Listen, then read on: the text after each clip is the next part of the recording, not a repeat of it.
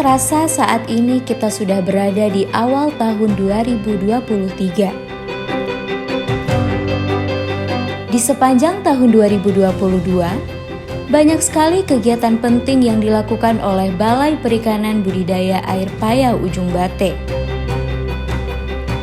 Mulai dari kunjungan Ibu Menteri,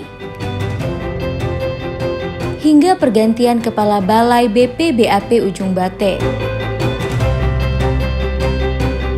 Selain itu, Balai Perikanan Budidaya Air Paya Ujung Bate juga melakukan bimbingan teknologi bioflok kepada beberapa pembudidaya di sejumlah daerah di Provinsi Aceh.